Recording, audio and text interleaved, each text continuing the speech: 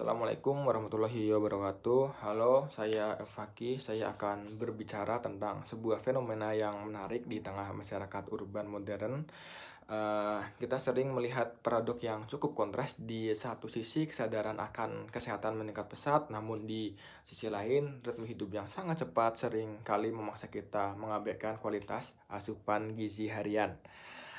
Inilah mengapa saya ingin membedah sebuah proposisi nilai yang saya sebut sebagai solusi bagi dilema tersebut. Saya ucapkan selamat datang di analisis bisnis untuk Nutribox. Data Kementerian Kesehatan tahun 2025 memberikan sinyal yang cukup serius. Lonjakan obesitas pada pekerja urban itu mencapai angka 35%. Ini bukan sekedar angka ya, ini adalah market pain yang nyata. Ada gap yang sangat lebar. Pasar menginginkan makanan yang sehat, yang praktis, namun kebanyakan opsi yang tersedia di luar sana tidak efisien secara waktu, atau kalaupun praktis biasanya harganya seringkali tidak masuk akal. Nah, Nutribox ini hadir bukan sekedar untuk berjualan ya, tapi untuk mengisi ruang kekosongan tersebut. Kami memposisikan Nutribox sebagai jawaban yang logis atas kebutuhan akan nutrisi personal yang presisi dengan efisiensi yang sangat tinggi. Sekarang bagaimana cara kita memastikan bisnis ini bisa sustainable?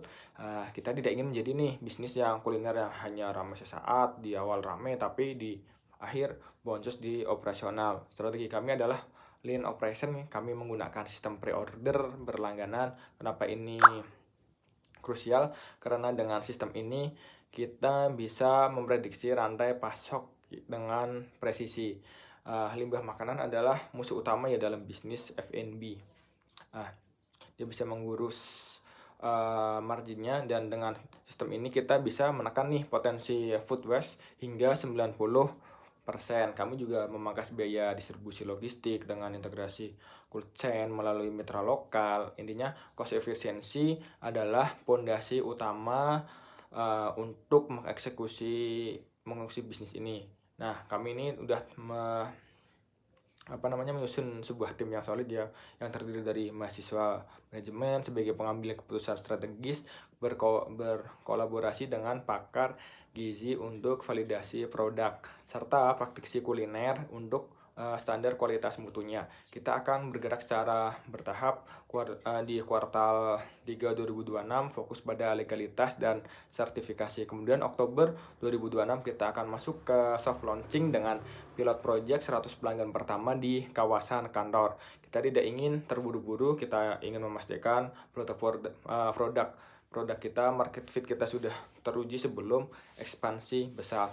Lalu bagaimana kita memenangkan pasar? Nah, tentunya kita akan menggunakan dua kanal B2B dan B2C. Untuk B2B, kami menawarkan program kesejahteraan bagi karyawan instansi. Untuk B2C, kami akan membangun otoritas melalui edukasi gizi di media sosial.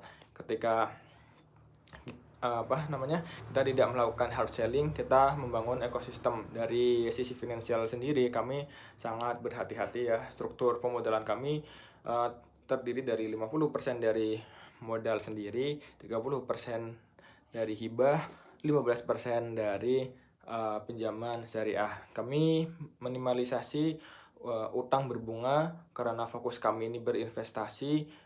Infrastruktur cold kitchen dan sistem aplikasi kita membangun aset, bukan membuang biaya operasional. Sebagai proyeksi jangka panjang, targetnya cukup spesifik, mencapai break-even point di bulan ke-8 dengan proyeksi margin laba 18% di tahun pertama. Namun lebih dari sekedar angka ya, Nutribox ini adalah tentang perubahan paradigma. Kita ingin membuktikan bahwa bisnis yang berdampak ekologis dengan kemasan ramah lingkungan dan bisnis yang meningkatkan kesehatan publik bisa berjalan beriringan dengan profitabilitas yang sangat sehat. Nah, demikian pemaparan saya, kurang lebihnya mohon maaf. Wassalamualaikum warahmatullahi wabarakatuh.